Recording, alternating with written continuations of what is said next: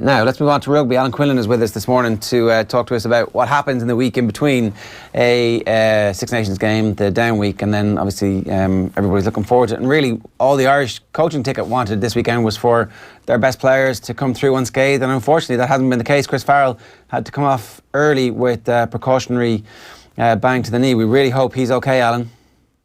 Yeah, he's the only one I think that's a concern and a worry for Joe Schmidt. Obviously, it's disappointing when you get some time back and he's trying to build up some game time and get some of that sharpness back. I think it's disappointing. I'm just wondering, did Johan van Graan get a little message when the knock happened to say get Chris off the field?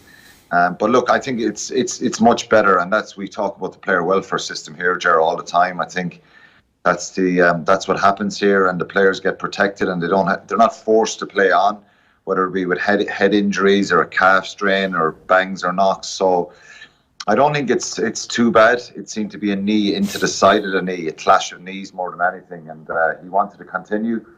But he seems to be the only one, and it's interesting the week that's in it, what kind of a side Joe Schmidt will pick, what kind of spirit they'll be in, and what they want to get out of the game. Obviously, it would be very, very surprising if they don't win fairly comprehensively. But I think points are going to be a difference here. Points are going to be important. Scoreline will be really important to get a good scoreline on Saturday. Van Graan was part of was in with the Ireland coaching team. We've seen this before, obviously, the link between various coaches who are in the system and the international team. Ultimately, it does really work in situations like the Farrell injury, but loads of other things as well, like how teams use the scrum or the set piece, or I'm not saying teams change line-out calls on the basis of what the international team are doing, but you can see how well the system works in terms of implicating the Whiting coaching ticket with the national coaching ticket. Yeah, and I think it's probably been very relevant in the last couple of years. The information, the standard, the detail that the players bring back to their provincial sides as well. And that's not disrespecting the provincial coaches, because they have their own ideas and they have their own ways of doing things. And like you said, lineouts are different, the calling systems are different, and sometimes the way they play are different. But the basic principles of the detail, their attitude, the way they prepare and kind of lift other guys and set a good standard for young players around them, I think that's been the biggest improvement and the biggest positive I've seen from, and I've heard from players coming back, that the detail that they've been giving, it's a little bit different obviously for the national coaches, because they have more time, they have less time with the players, but probably more time to prepare for their little blocks, and so they've got to ram a lot of stuff in those periods of time, and then there's a certain amount of pressure to win at international level that funds and runs the whole game here. So that system, look, the English speak about it a lot.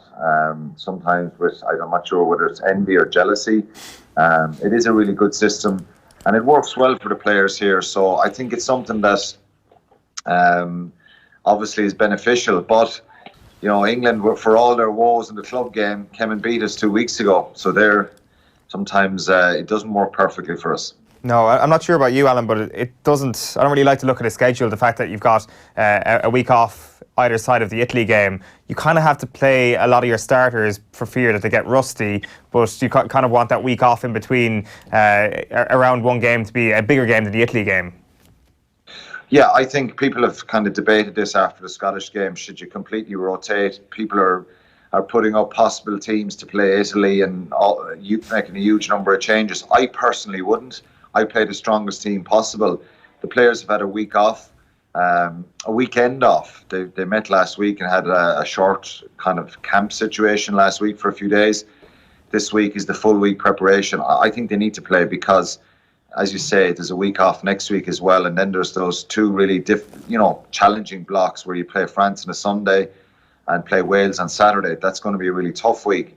Resting the players now, for me, maybe there'll be some of the 50-50 calls, or some guys who were close to selection anyway might push and get an opportunity. It might not be a rotation job. It might be a chance to say, look, you go play well here and you can play against France and Italy. So I wouldn't make too many changes if I could. I think the team need a confidence, morale-boosting performance. The first two games are always going to be really difficult. I've said this a few times. The hysteria and the reaction to a loss is, and then maybe not the best performance in Scotland, is sometimes way over the top. So I think they, in some sense, the players themselves just need to get a little bit more cohesion. The kicking game needs to be probably a lot better, and some other little details in their performance. So hopefully they can get that right at the weekend against Italy. Robbie Henshaw is quoted in a lot of the papers this morning, Quinny. He's saying that he talks about the Robbie Henshaw decision at full back for the first game against England, and he says he was watching it and he wanted him to do well, but not too well. Rob Kearney in the papers today. What did I say? Henshaw. Sorry, Rob Kearney. Henshaw not want to do well. All right, okay. Rob Kearney's in the newspapers this morning, Alan. Yeah. I guess that's familiar feelings is exactly how you'd expect him to be feeling looking at that, because he speaks about the idea that his jersey was ultimately in threat if that day had gone very, very well from a Henshaw perspective. Yeah, look, it's I never wanted anyone that got selected ahead of me to play really well. No sports person will say they do. I think there's an honesty, and people want the team to win. I think if you let yourself go, I want the person who was picked ahead of me to play badly. I just think it's bad karma, and that's the way I always felt. So he look, it didn't work out perfectly for him. Is it an option that won't happen again? I hope it happens again. I hope he can get a chance to do it again there, because I think, look, he's an incredible footballer, a brilliant player, and I'd love to see the Irish pack playing really well and Robbie Henshaw getting some good ball and being on the front foot a little bit, because I think he's a very strong, resilient guy. I think he'll learn a lot from that and be stronger from it, and he's bounced back before. He loves a challenge. But there's huge competition at centre place. None of them can take it for granted now, I think. Aki, Ringrose, Henshaw, Chris Farrell, there's four guys there who are top quality players. Tom Farrell is playing well. Rory Scannell will try and get in the mix. Will Addison can play in the centre. So there's a lot of opportunities there, and pressure for all of them to be selected at any given time. We saw, as I said, Van Graham was obviously in with the Ireland squad. Something similar going on with the Cork hurlers. Dougie Howlett was on the bench at the weekend. What's going on here? What can you exclusively reveal about this? I can't exclusively reveal anything, but I know Dougie's he's been kind of been in with the footballers and the hurlers before, and I think to have someone of his experience and what he's achieved in the game and the high standards he's set himself as a player, to have them around the squad, whether it's for a short time or long term, can be hugely beneficial. He looked like he had his game face on, that kind of real kind of winning mentality, winning attitude, game face, and to have the opportunity to have Dougie around, I think he's not someone who screamed and shouted a lot, but just his whole body language was a kind of an angry, determined, driven kind of body language, if you like, and you can always learn from other sports people. So I think for Cork to have him in there is a very shrewd thing to do. Yeah, I think sometimes we take for granted the fact that, like, when Doug Howlett arrived in Munster, he was the record try scorer at that time for the All Blacks, and not when the All Blacks were playing 600 games a year the way they are now. And like, the level that he played at was higher than almost anybody else has ever played his position in the history of the game. And we're kind of like, oh yeah, that's just Doug Howlett, but he's not really. He's a superstar. Absolutely, yeah. When I remember, I was sitting on a bus at Irish squad, and we were training out in Greystones, I think, with Ireland, and the news came through after the training session that he was after signing. This was in January, and the excitement among the Munster players at the time to say that you were going to get a player like this to come in and play for Munster. He's still the record try scorer, only by a couple, I think. And just look, as I said, his presence is just incredible. I think his attitude and his detail and just the way he kind of inspired people around him, he was an incredible signing. So for someone like that to be in with a group of amateur players who are probably highly driven and motivated and determined to win in Cork again, just having their presence around. And we've seen it with a lot of teams. We've seen it with Dublin, Bernard Brogan, Dennis Leamy was with Tipperary in 2016 when they won an All-Ireland. And sometimes it's great for players to have a person around like that. You can ask a question about their preparation or their worries or their fears about an opponent or about the opposition. I think to have someone like him there is brilliant. He was a brilliant presence in our dressing room, Ger. Like, obviously, you were named on a new commercial board for Tipperary GA a couple of weeks ago. Does that mean yourself and Dougie are sworn enemies at this point? Absolutely. Tipperary and Cork, that rivalry will never end. I remember on many occasions being in the terraces in Porky Queeve or in Semple Stadium and hating the red jerseys that were anywhere near us. That all kind of changed a little bit, obviously, when you play with Munster. That hatred went out of it, but the rivalry will never change, So, I look forward to kind of dropping a shoulder into Dougie if I meet him anywhere near a Tip Cork match in the future. This week as well, for the kind of down week for some of the players from an Ireland perspective, is it a bit of a pain, like after the Scotland game when you were kind of getting the pipes clean finally and starting to move in the right direction? I know there's a lot of criticism of the performance, but they'll have thought, well, actually we dug a win out and never really looked like we were going to lose that game after we got a stranglehold fairly early on it. Would they have preferred a week where it was another game rather than this kind of giving some players who were injured the chance to remind management that actually they should have been starting that week if they would have if they'd been fit?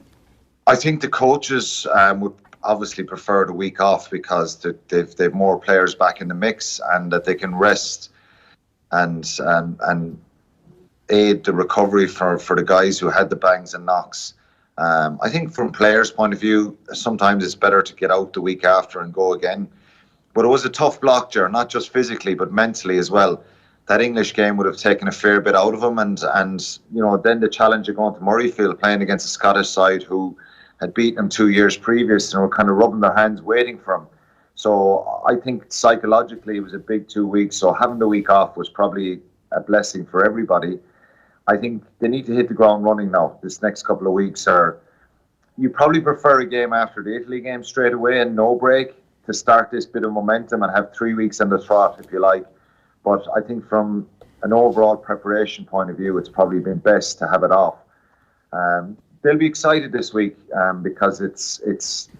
I said this from the start of the tournament. I think if they lost against England, they've just got to beat Italy, Scotland, Italy, France, and go to Cardiff with a chance of getting 4 out of 5, and that you're putting yourself in the mix. Then I know at this stage England are probably going to win a Grand Slam.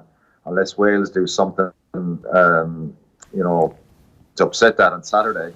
But I think if they can get to Wales, having won 3, and maybe get a result in Cardiff, then and get out of the championship with some question marks over performance and some and things to work on. Well, I think that's a good thing because the World Cup is going to be a different scenario. You've got to come up with a different strategy and. It's a block of games over a 5 to 6 week period if you're lucky to move into knockout stages. Yeah.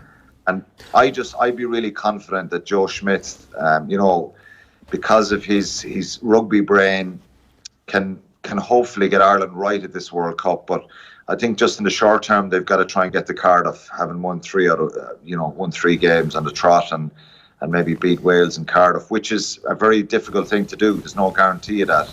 But at least if they're in the mix there and get a performance in Cardiff, you can walk away then saying, well, look, it hasn't worked out, but we've got some positives out of it. Would you start Joey Carberry? No, I wouldn't. I'd start Sexton and I'd try and get him and Murray humming again. And given the couple of weeks that are in it, if Johnny Sexton doesn't play against Italy, he will have only played, probably 80 minutes, 70 against England, 70 or whatever it was. Did he play the full game against England? I can't remember. He probably played the full game and 10, 15 minutes in Scotland. He'll have played the guts of 100 minutes since Christmas. I just think he needs games, really. I know he's taken a couple of heavy knocks. Obviously, if there's any issue around his HIA or his physical... Oh, Skype's gone. There you go. The gremlins. But we were nearly finished anyway, so yeah. I mean, I understand the case for starting Sexton. I also understand the case for starting and making a significant number of changes. The Welsh made a number of changes and squads on tenterhooks then. I don't know. it's a really weird situation we find ourselves in, where what we're seeing now, we're watching all of it through the prism of the Rugby World Cup. Exactly, and that is the way it should be. There is huge encouragement to be got from Conor Murray and Johnny Sexton's performances, though. There has to be. In the fact that we're still capable of being beaten so horribly by England. I mean, what's the good bit here? As in, they're so far away from the best version of themselves. Yeah. And aging, like you might be more adept at telling me about this, but apparently aging is this process that happens at a very slow, incremental rate. It doesn't just happen overnight and you're a bad player. You don't wake up one morning. You obviously became an asshole overnight, did you? Is that what happened? Born an asshole. Like, I don't think Conor Murray woke up one morning and his kicking game was off. No, he woke up one morning, he was injured, or he came out of a match injured, and then suddenly day after day his sharpness reduced. No, now he's going back the other way. No. I think that Conor Murray's just not in the same level of form that he will be when he gets a run of games. So I wouldn't be worried about that at all. With Sexton, you just want to make sure that he's fully fit, and he will totally be fine by the time the World Cup rolls around. But I guess the point is that here is the vision of what we look like when our two most important players are not playing as well as they possibly can. And it's grand. We're still like a fairly good international rugby team. We'll still make the quarterfinals of a World Cup. You would expect us to come out of our group, absolutely, right? And probably to top that group, even if those players are playing but not at the level that they're capable of playing to. Except the question then becomes, do we have, if they're off 10-15%, do we have anybody who at 100% can be more effective in that game? And that's the question for the coaches. And so, what do you think? I think that you need to experiment a bit and see, like, what does a different 9 and 10 look like in a game against Italy, where Italy are actually not as crap as they have been in some of the recent seasons. Now, who knows what's going to happen? It's against Sunday, is it? Yeah, it's Sunday. I don't know. I think that if you go in making a load of changes, you probably get into a bit of trouble for it. But at the same time, so you're talking about maybe starting Cooney in the game to see what it would mean. He's going to be nervous, and you need to see what he looks Marmion's like. back this week, isn't he? Well, did he play for Connacht at the weekend? I don't know. I didn't check that, but irrespective of whether or not he's back, does he go straight back in, or do you want him to have some game time? Whereas Cooney's looked relatively sharp, you would say, in the minute and the 3 minutes that he's been given, and give him some more time. But they obviously don't feel like he's ready for it just yet, or otherwise they would have used him, right? Well, that's the thing. And you talk about a Joe Schmidt player, they don't get much more Joe Schmidt than Kieran Marmion, and there's reason for that as well. He's proven himself on certain occasions to be a fairly reliable backup. Like, the suspicion is that Conor Murray kind of has to drop to a fairly low percentage of himself for there to be a better version of a scrum half coming off the Irish bench, right? Like, what are we talking? Like, are we talking 70% Conor Murray is what it needs to be for him to not start? Like, say there's one game left before the world ends. Caelan Blade started for Connacht, so Marmion was on the bench. Like, what are we talking here? What do we need Conor Murray to be? I don't know, but so here's the thing: what if he's not fit in the World Cup? You don't know. It doesn't matter. It doesn't matter what percentage he's at. If you've got no replacement, then you haven't planned for that eventuality. That's the point.